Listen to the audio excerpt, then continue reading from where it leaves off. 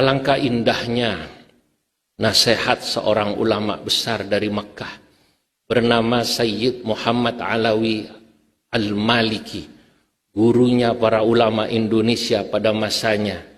Beliau mengatakan, ar-rajulu idza tasa'a ilmuhu ittasa'a sadruhu.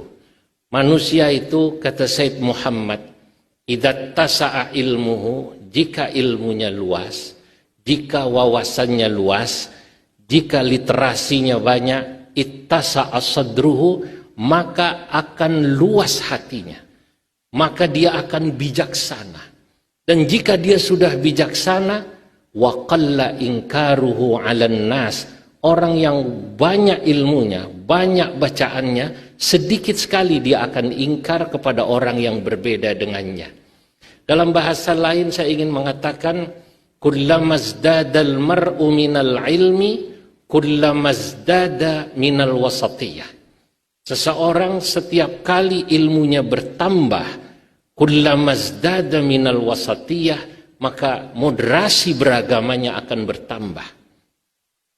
Wa kullama fabiqadri naqsihi minal ilmi biqadri bu'dihi 'anil wasatiyah. Sebaliknya, orang semakin sedikit dan kurang ilmunya, maka moderasi beragamanya akan berkurang. Kita harus banyak menyontoh para ulama-ulama kita. Kami yang dibesarkan di pesantren sangat bersyukur mendapatkan ilmu langsung daripada ulama yang ilmunya bahrun bila sahil, laksana laut tanpa tepi. Kami tak bisa melupakan bagaimana bijaksananya seorang ulama yang tinggal di kota Rembang bernama Kiai Bishri Mustafa. Beliau tinggal di kota Rembang. Dari kota Rembang ke timur ada satu kecamatan bernama Lasem. Banyak saudara-saudara beretnis Tionghoa tinggal di kota Lasem. Tapi Kiai Bishri Mustafa ini, karena keluasan ilmunya, beliau bisa hidup rukun dengan orang yang berbeda agama tanpa mengorbankan akidahnya.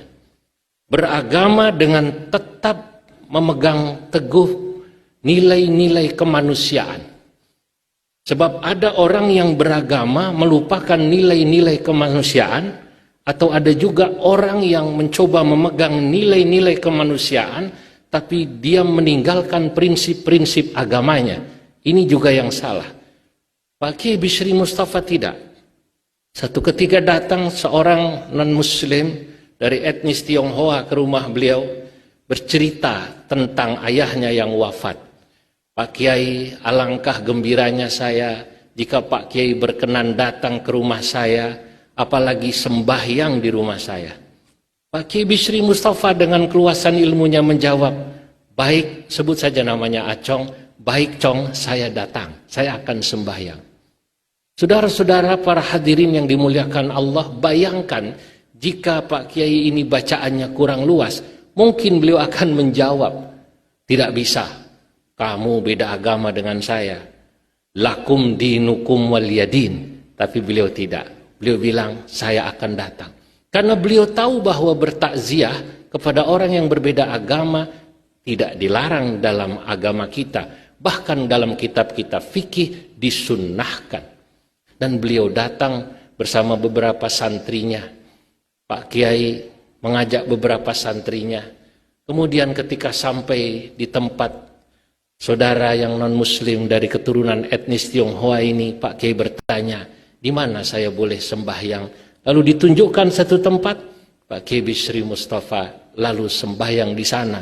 Bukan sembahyang jenazah, bukan salat jenazah, tapi beliau pada saat itu salat zuhur berjamaah dengan santrinya. Tapi dengan demikian saja, hadirin yang dimuliakan Allah, saudaranya non-muslim merasa gembira karena mereka merasa dihormati.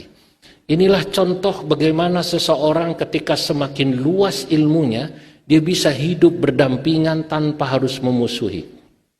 Kami juga tak bisa melupakan bagaimana nasihatnya Kiai Sahal Mahfud, guru kami di pesantren. Pada saat beliau ditanya oleh muridnya, Bolehkah kami membaca buku-buku, kitab-kitab yang ditulis oleh Al-Imam Ibnu Taimiyah? Imam Ibnu Taimiyah di kalangan pesantren, di kalangan NU tentu santri tahu, seringkali mengkritik tradisi-tradisi pesantren, terutama ziarah kubur atau tawassul atau tabarrukan dengan orang-orang saleh. Jika Kiai Sahal Mahfudz cara berpikirnya tidak luas, tidak moderat, pasti beliau akan mengatakan jangan kalian baca. Tapi Kiai Sahal Mahfudz mengatakan la mani'. Kenapa tidak? Khudh ma safa wada' ma kadar. Ambil yang jernih, bacalah. Kenapa? Sekali lagi dengan banyak membaca, dengan wawasan yang luas, karena bersilaturahim bisa dengan fisik, bisa juga dengan membaca. Apa-apa yang mereka tulis akan membuat kita saling menghargai.